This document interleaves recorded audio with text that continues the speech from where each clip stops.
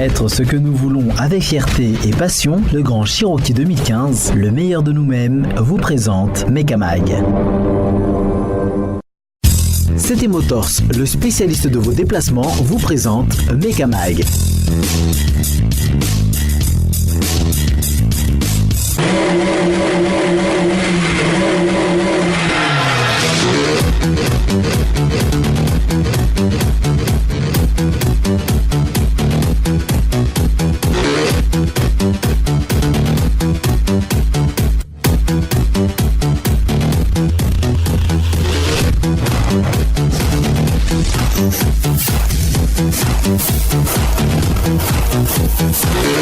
Mirabantsika tonga eto amin'ilay fotoana efa mahazatra ny tapany faharoan'ny Enduro Sherco 4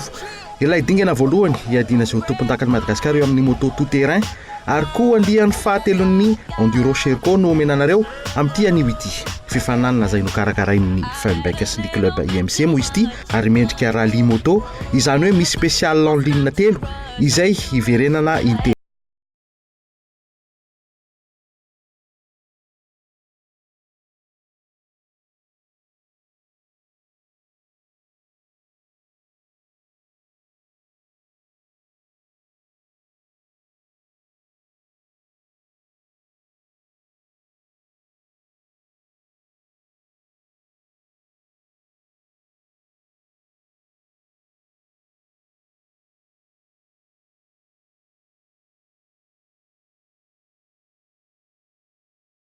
Terrain nisy mpifaninana 12 ny catégorie 2 izay nisy 12 ary tsy adino ireo junior izay mifaninana ihany koa izay nisy mpifaninana anankidimy raha lalana voafaritra dia nafenoma enduro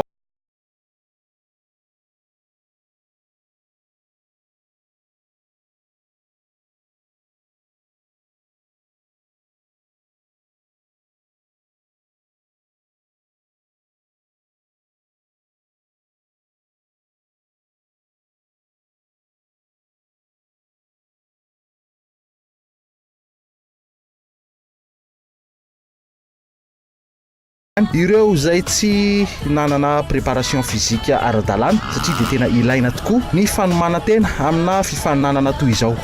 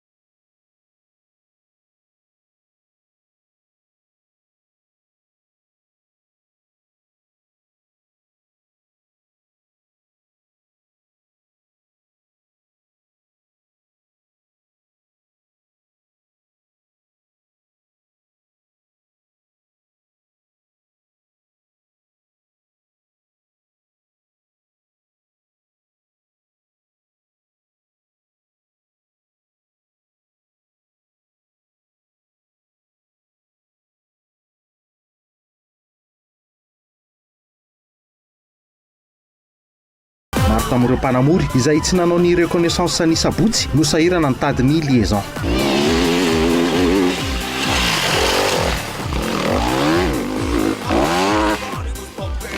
Raha tojery totika kely dia tsitsy no nandrombaka ny amboara tamin'ny andiany voalohany tamin'ny taona 2014 io faharoa kosa izy ny andiany faharoa ary dia mbola ny tanjony ny andrombaka izany amin'ity andiany fahatelo ity ary dia tojo izany tanjona izany satria dia saika nanjakany avokoa ireo bokla telo voasoratra ary nanaovany fotoana tsara indrindra tamin'ireo spécial siviny faninanana izay nilarany teo amin'ny larana voalohany vokatra farany tamin'ny fotoana 9 minitra sy 4 sekondra ary nibatany amboara Sherco 300 SAE FR no moto nilalaovany tamin'ity dingana voalohany ity izy ihany koa ny voalohany teo amin'ny sokajy vétéran.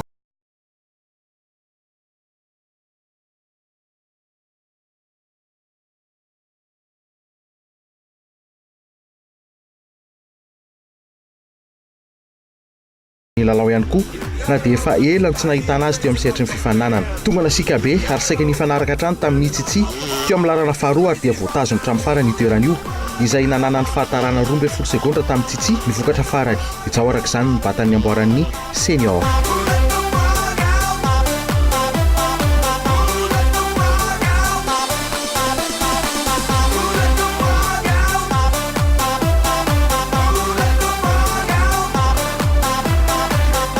andrasana mafy ihany koa nivokatra teo amin'ilay tompon-taka 5 Claudio Tida avy any Tomasina nitondra Kawasaki KXF 250 nanao ny 5e temps taorian'ny ranty aloha ny boucle voalohany izay nahaverezany 13 secondes tamin'ilay Panamory Junior. Nanao ny 4e temps 10 secondes teo alohan'ny ranty indray ny boucle faharoa raha Emerika no nanao ny 3e temps ary ny boucle farany dia niakatra teo amin'ny lalana fahatelo ary ny totalin'ny fotoana vitany tamin'ireo boucle telo ireo no nametraka azy teo amin'io lalana fahatelo izy arak'izany nanakatana ny podium tamin'ny dingana voalohany ity izay faharoa teo amin'ny senior 7 mitra sy 5 secondes no fotoana vitany izany hoe tara 7 secondes tamin'ny Jao. Arak'izany dia doublé Sherko nivokatra tamin'ity dingana voalohany championnat ity. Première manche atao hoe tsara vitana angamba aloha ny tenenako azy faly satria efa ela tsy nanao course moa nefa ny tonga premier dia maniry ny toizany zany arak'izay tratry ny aina ny sarotra indrindra samy nanana ny difficulté any daholo angamba n'le spécial fa ny teto amin'ny PC teto ny tena nisan'ny sarotra indrindra dia toko moa le spécial faharoa koa izay nisy franchissement sarotsarotra ihany fa na izanaty zany ny mpifanina na afaka daholo ihany. Vita tsara zany course nafinaritra misaotra ny minana nampy anahy feno bike nanampy anahy ray aman-dreny moa dia ny organisateur nanao course tsara. Ohatrany nisy folaka kely inona ny antony? Marary tongotra moa zaty efa 2 volana lasa zay dia miverina kely le marary fa course-ny fun bike zany ty dia tokony nanao prestation tsara dia salotsy ny tarena fa zao anomboka tarena amin'izay.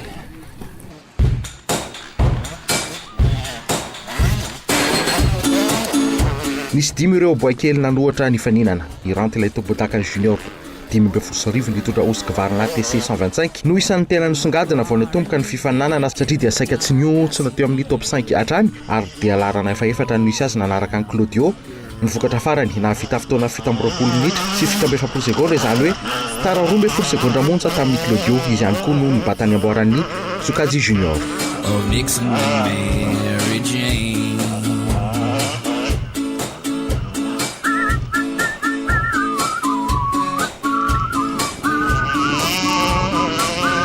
Tsara efa tomboka ihany koa i Emerika nitondra KTM 625 tamin'ity fiandohan'ny tampilolaovana ity satria dia saika ny fampitady hatrany tamin'ny rantsy Claudio tao anaty top 5 ary dia izy no nanakatona ny top 5 vokatra farany navita fotoana 17 minitra sy 13 secondes izay nitoerany teo amin'ny larana faharoan'ny junior. Tsara iny course iny tena tsara bien organisé tsara le izy sady le spécial tsy tena sarotra be dia nety tsara taminahy. Tsy sarotra le izy fa le liaison fotsiny le liaison nisy problème kely fa tsy hitako tsara le lalana dia le rubalizy koa tsy ampy dia tsy hitako le lalana fa rehefa eo izy hitako ihany. Au classement moa zany je suis 4e donc tsy mety ho anahy zany fa mila mibosy fa n'empêche misaotra amin'ny Paolo zany ny fanampianany menana fa tsara be.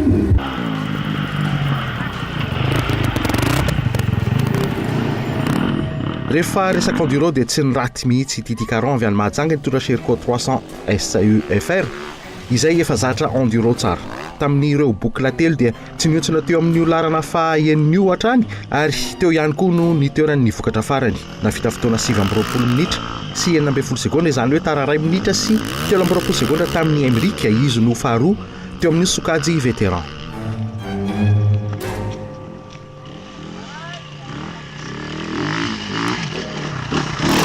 Hitafiry ihany koa ilay tompon-taka 12 na dia tonga ny lalao izy tamin'ity andiany fahatelon'ny enduro Sherco ity ikikira Milson io ary ilay moto nahazahoany ny anaram-boninahitra tamin'izany ihany ilay KTM UXC 350 no nentin'ny lalao mbola ao tsara ary nezaky ny tsy niala tao anaty top 10 ihany koa marimarina kokoa dia nitazona ny filarany hatramin'ny farany 7e place taorian'ny Titi Caron ary dia io ny filarany vokatra farany 30 minitra sy 12 secondes no fotoana tsara vitany izany hoe tara 7 secondes tamin'ilay Panamory Sherco avy any Mahajanga izy no nanakatona ny podium senior tamin'ity dingana voalohany.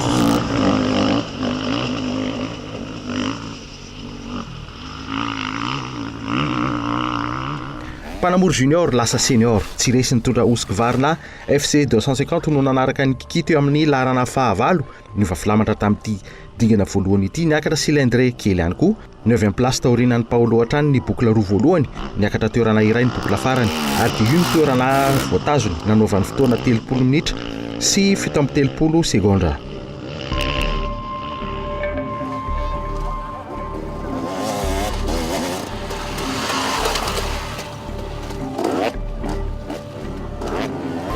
Panamory vétéran isan'ny andrerezin'ny enduro Paolo Preve nitondra Houskvarna teo 250 no nanaraka ny Tsiresy teo amin'ny larana fahasivy saika ny fanandrina trano tamin'ny Tsiresy ary voan'ilay Panamory senior ny bokla farany izay isan'ny nampilatsaka ny filarany 7 sekondra monja no elanelana nanasaraka azy mianaka ary dia Paolo no nanakatana ny podium vétéran tamin'ity dingana voalohany ity.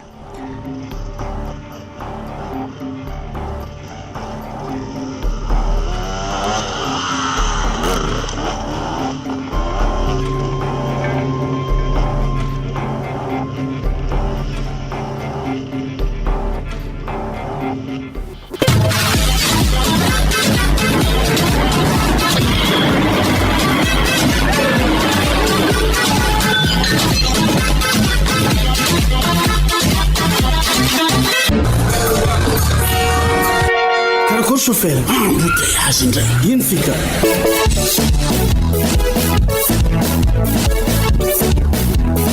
vaolagna tsika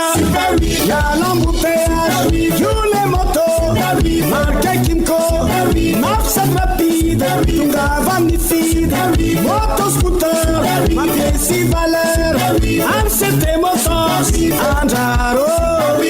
Kimco Super 8 scooter mampisy valeur. Chaque jour est une occasion pour s'évader, découvrir d'autres paysages et s'inspirer de leur beauté, améliorer l'intérieur pour faire ressortir les couleurs de la terre et celles des couchers de soleil, sentir entre nos mains la magie de la forêt, voyager n'importe où, n'importe quand. Être ce que nous voulons avec fierté et passion, c'est le nouveau Grand Cherokee 2015, le meilleur de nous-mêmes.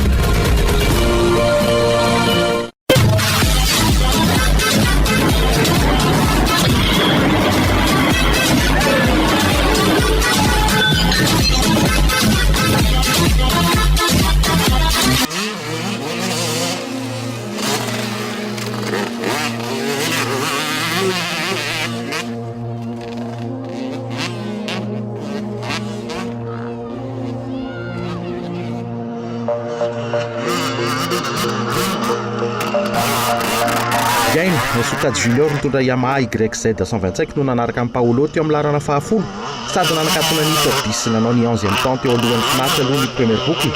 ary niakatra teo amin'ny larana fahafolo kosa ny boucle roa farany ary io ny toerana notazoniny izy no nanakatona ny podium junior tamin'ny fotoana 3 minitra sy 12 sekondra fa lasa alohan'ny finaritra kosa teo amin'ny filarana amin'ny ankapobeny ny finaritra izay nitondra Houskvarna CR 125 izay ny fanaraka trano tamin'ny aina izay teo alohany bokla farany ary ty Panamory ity izay catégorie 2 no voalohany teo amin'ity sokajy ity 2 minitra sy 13 sekondra no fatarany ohatra tamin'ny aina.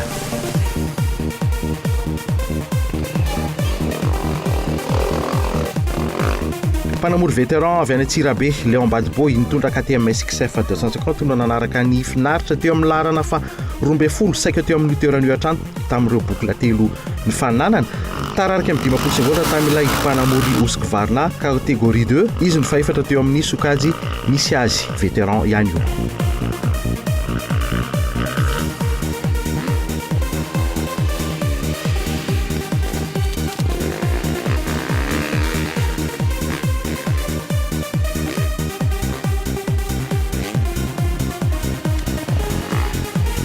Mbola Panamory avy any Antsirabe hatrany rapano limite nitondra Houskvarna ST 125 no nanaraka ny Léon teo amin'ny larana fahatelo amby folo teo amin'ny toerana io hatrany ihany koa hatramin'ny farany ary nahavita fotoana 30 minitra sy 17 sekondra izany hoe tara 11 sekondra tamin'ny Badboy fa lasa alohan'ny Roland Ratsiraka kosa nefa izay nitondra Sherco 300 SAE FR. Ity Panamory avy any Tomasina ity izay nanao ny 16e temps taorian'ny Lala BMC aloha ny bokla voalohany ary niakatra toerana roa avy eo 2 minitra sy 10 sekondra no fahatarany ohatra tamin'ny Rapa.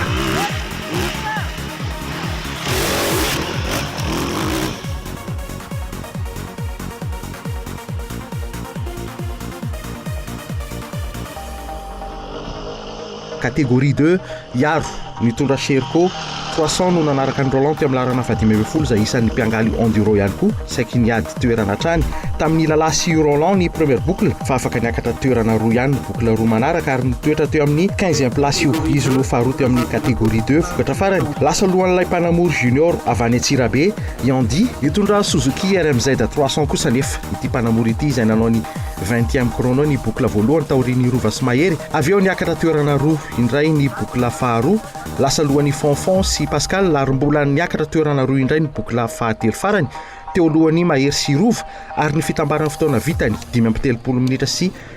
4:15 segondra no nametraka azy teo amin'ny toeran'io 2:30 segondra no ekarany tamin'ny Yaro.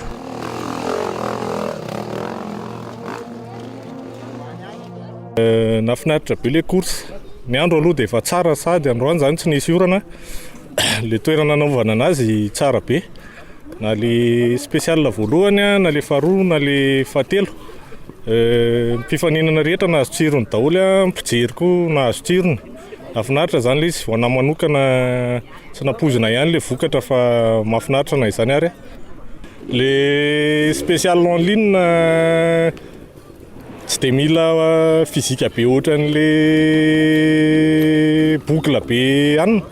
dia afaka mba s'exprime tsara amin'le izy manao saison complète angambontsika amin'ity taona ity raha sitrapon'Andriamanitra.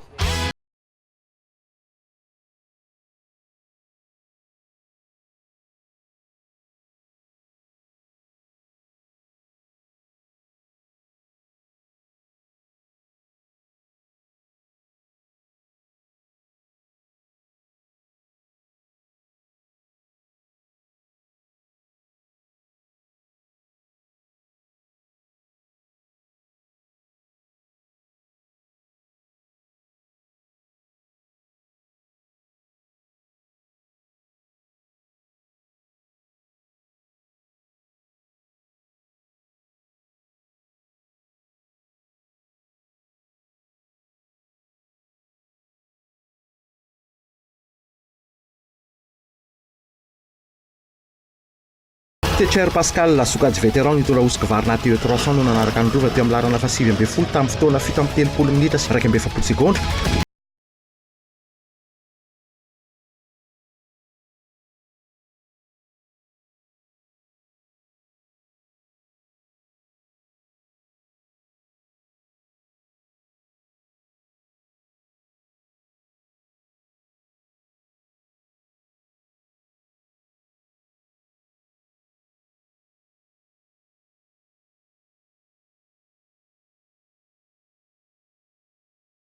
MC ilay Andriambavilanitra avy any Antsirabe nitondra Honda CRF 250 no nanaraka ny Yvan teo amin'ny larana faraka amin'ny 20 nandamina somatsara fa taraiky kely ihany nihoatra tamin'ny Yvan satria dia 2 minitra sy 4:30 segondra no ekara nisy azy ireo.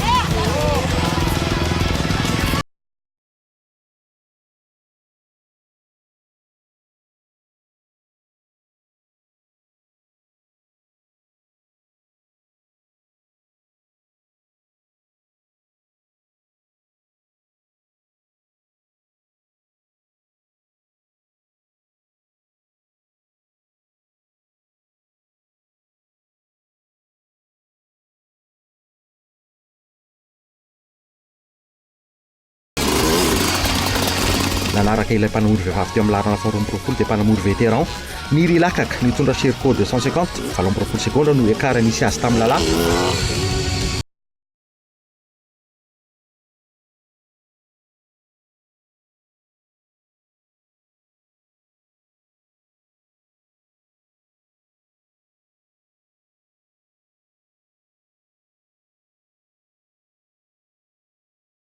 Catégorie 2 nitondra KTM EXC 350 no teo amin'ny larana fa 20 izay tara 4:30 segondra tamin'ny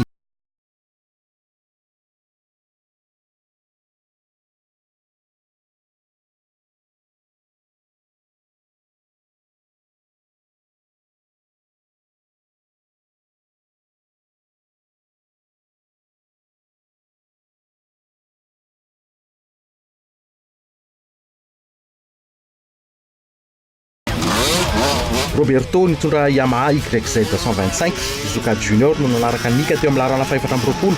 tamin'ny fotoana 7 minitra sy 3 segondra izany hoe tara 3 segondra tamin'ilay mpanamory KTM. Roberto izay narahiny Cédric avy any Antsirabe izay nanao ny 25e temps. Zucati Junior nitondra KTM SX 125 ary tara 3 segondra tamin'ny Roberto.